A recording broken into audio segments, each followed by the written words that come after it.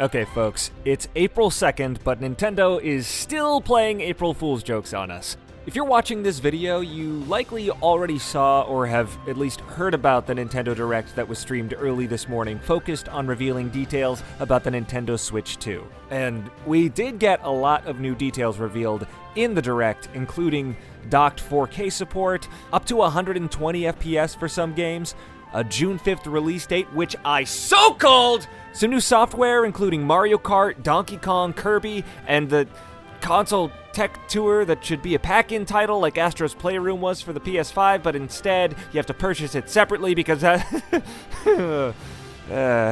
anyway, that's not what we're looking at here. Let's discuss some new details that Nintendo didn't include in their Direct presentation. Most of these additional details have been sourced directly from Nintendo's website. Accessories. Now, Nintendo did share a couple accessories in their presentation, like the new Pro Controller and the camera, but looking deeper into the accessory page, we can see that they are offering other products as well. In addition to the wrist straps and charging grip for your Joy-Con 2 controllers, you could pick up a set of 2 wheel peripherals for just $20, which seems like a reasonable price until you remember that these are just hunks of plastic to slide your controller into. You can purchase a Switch 2 dock set if you want to set up a second dock somewhere for $110. Jeez, that's pretty steep. There has to be some more tech in this thing than the original Switch dock that is doing some heavy lifting to get that output to 4K. And I guess the fan is there too, but, you know, there's gotta be something more. There are also a couple carrying cases available.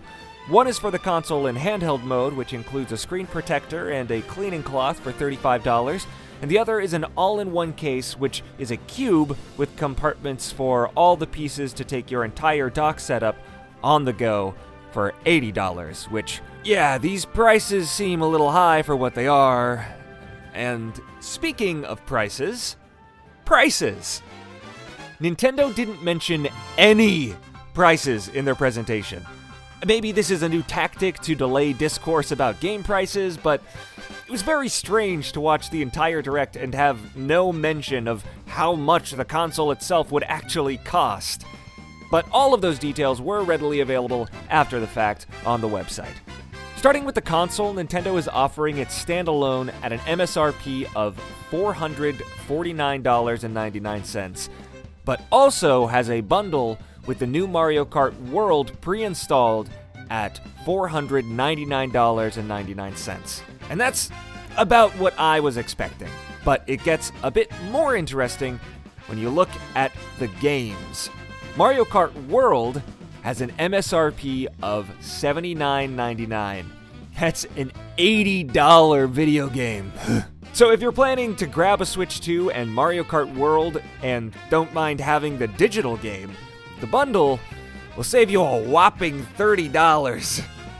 Now, if you're worried that all first-party games will be $80 now, well, that is not the case because Donkey Kong Bonanza is releasing with a price tag that is $10 lower. As those were the only 2 games coming to Nintendo Switch 2 with their prices listed, the rest is up to speculation at the moment, including Nintendo Switch 2 upgrade packs. Upgrade packs! While the upgrade packs themselves were mentioned in the Direct, we weren't given any details on what the price for these would be. If we assume a Nintendo Switch game is typically the price of Donkey Kong Bonanza, the Switch 2 upgrade pack could feasibly be around $20, which, if you're getting a bunch of additional content, is fairly in line with other DLC packs available for Nintendo Switch games. But one detail that is confirmed about upgrade packs on Nintendo's website is that the packs for both Breath of the Wild and Tears of the Kingdom will be available to Nintendo Switch Online Plus expansion pack members at no additional cost. So if you're enjoying Game Boy Advance and N64 titles, or you plan on taking advantage of the GameCube titles when they're added to the Nintendo Switch 2, no need to purchase the upgrades for those 2 titles. So play Zelda on the Switch 2, full-on, better performance. You can finally visit the Deku Tree without losing a whole bunch of frames. microSD Express. Now, we know from the Direct that the Switch 2 will only be compatible with microSD Express cards when it comes to expandable storage, but some may be unfamiliar with what microSD cards are available. Obviously, any microSD format prior to Express won't be supported on Nintendo Switch 2, so you'll need to upgrade if you're using something else on your current Switch. The difficulty here is that you might be using a 512GB or even a 1TB microSD card to store your games. But the largest microSD Express card on the market currently is only 256GB. So if you want to move stuff over and you've used more than 256GB on your card, you'll have to offload some games to get it all to fit. On top of that, you can find 250GB microSD cards for as low as $20 that would work on your original Switch, but the microSD Express card with the same storage is 3 times that price. So thank goodness the Nintendo Switch 2 itself has 256GB of internal storage compared to the original console's 32, because... Game compatibility. From the first look trailer that came out back in January, we knew that most original Switch games would be compatible with Switch 2, but there wasn't any further clarification on which games wouldn't be compatible. Now, we have a full list of games that have some kind of compatibility issue with the new console. Some games require the use of original Switch Joy-Cons for the IR camera or connecting to peripherals like Ring Fit Adventure, 1-2-Switch, Nintendo Switch Sports, or the Labo kits.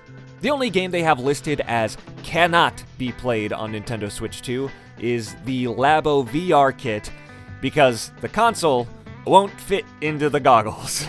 For the games that have some other kind of issue in-game or at startup, they shared lists of them all, which are either being further investigated or have a Switch 2 version planned.